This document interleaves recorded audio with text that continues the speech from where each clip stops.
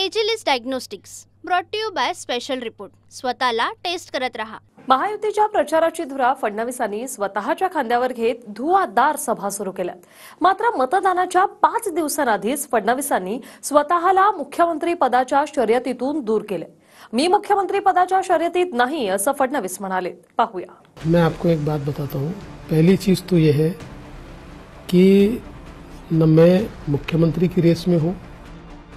मुख्यमंत्री पदावरून फडणवीसांनी मोठं वक्तव्य केलं. मी मुख्यमंत्री पदाच्या शर्यतीत नाही ना आपण राष्ट्रीय अध्यक्षपदाच्या शर्यतीत आहोत असं फडणवीस म्हणाले. मतदानासाठी अवघे 5 दिवस शिल्लक असताना फडणवीसांनी आपण शर्यतीत नसल्याचं सांगून राजकीय खळबळ उडवून दिली. मैं आपको एक बात बताता हूँ.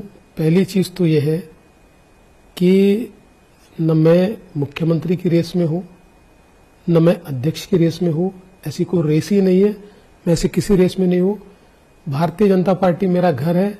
जीना यहाँ मरना यहाँ, इसके सिवा जाना कहाँ. और देवेंद्र फडणवीस एक ऐसा नट है जो कहीं भी फिट होता है. पार्टी जहां फिट कर दे ये नट फिट हो जाएगा. दररोज स्वतःला टेस्ट करत राहिलं पाहिजे, कारण टेस्ट करूनच मनुष्य बरा होतो. म्हणूनच जेव्हा हेल्थ टेस्टचा प्रश्न येतो तेव्हा मी विश्वास ठेवतो भारतातील सर्वात मोठ्या डायग्नोस्टिक कंपनीवर, एजिलस डायग्नोस्टिक्स. स्वतःची टेस्ट करत रहा. विशेष म्हणजे फडणवीसांच्या या वक्तव्याला भाजपचे राष्ट्रीय सरचिटणीस विनोद तावडेंच्या विधानाची किनार आहे. मुख्यमंत्री पदासाठी नवा किंवा जुना चेहरा समोर आणला जाऊ शकतो असं तावडे म्हणाले होते. आता पुन्हा फडणवीसांनी आपण तावडेंपेक्षा महाराष्ट्रातला छोटा नेता असल्याचं म्हटलंय.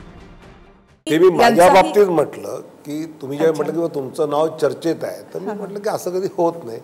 पण ही सगळी चर्चा जी आहे ना मुख्यमंत्री पदाची, ही निवडणुकीनंतर करू असं पक्षाने ठरवलं. न्यू फेज किंवा रिपीट फेज या संदर्भात या सगळा निर्णय निवडणुकीनंतर केंद्रीय नेतृत्व या तिघांबरोबर बसून करेल. विनोद तावड़े जी राष्ट्रीय नेता है. विनोद तावड़े जी राष्ट्रीय महामंत्री है. वो दिल्ली में रहते हैं. दिल्ली की गलियारों की चीजें उनको मालूम होती है.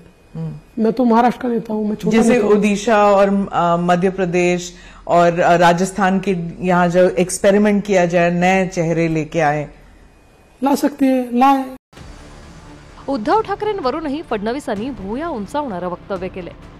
उद्धव ठाकरेंसाठी दरवाजा बंद झालाय, पण 2019 पासून राजकारणात काहीही होऊ शकतं असं चकित करणारं वक्तव्य फडणवीसांनी केलंय. गेल्या आठवड्यात अमित शहांनीही नेमकं कोणासोबत बसायचं हा निर्णय उद्धव ठाकरेंनाच घ्यायचा आहे असं म्हटलं होतं. उद्धव ठाकरे के लिए दरवाजा हमेशा के लिए बंद हो चुका है. देखिए, निश्चित ही बंद हो गया है और जरूरत भी नहीं पड़ने वाली है. ऐसा है, मैं आजकल बहुत संभल के बात करता हूं, क्योंकि 2019 के चुनाव ने मुझे सिखाया है कि राजनीति में कुछ भी हो सकता है. लेकिन बावजूद उसके मैं ये कह रहा हूं कि अब आवश्यकता नहीं पड़ेगी. उद्धव जी, आप कहां बैठिएगा इसका फैसला आपको ही करना है. हम नहीं कर सकते. आपको ही करना चाहिए. आपने ही करा है. मगर कहां बैठे हो वो जगह मैं जरूर याद कराना चाहता हूं. आप 370 हटाने के विरोध करने वालों के साथ बैठे हो. आप राम जन्मभूमि के निर्माण का विरोध करने वालों के साथ बैठे हो. आप सावरकर जी के लिए अपशब्द कहने वालों के साथ बैठे हो. आप संभाजी नगर नाम का विरोध करने वालों के साथ बैठे हो. सीएए और यूसीसी लाने का विरोध करने वालों के साथ बैठे हो. और आप वक्फ बोर्ड के अंदर आने वाले सुधारों के बिल का विरोध करने वालों के साथ बैठे हो.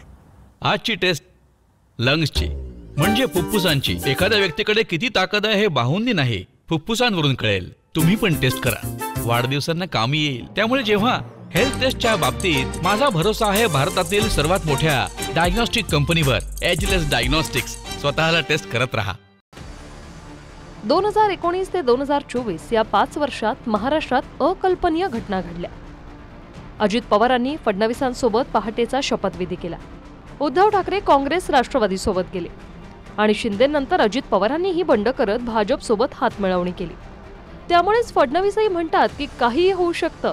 अर्थात त्यासाठी 23 तारखेच्या निकालाची वाट पाहावी लागेल. Bureau report, TV9 Marathi.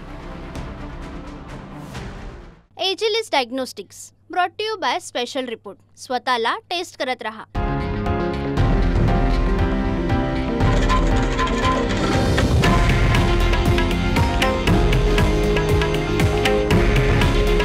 हे आहे देशातील नंबर 1 न्यूज नेटवर्क आणि आपण पाहत आहात TV9 मराठी.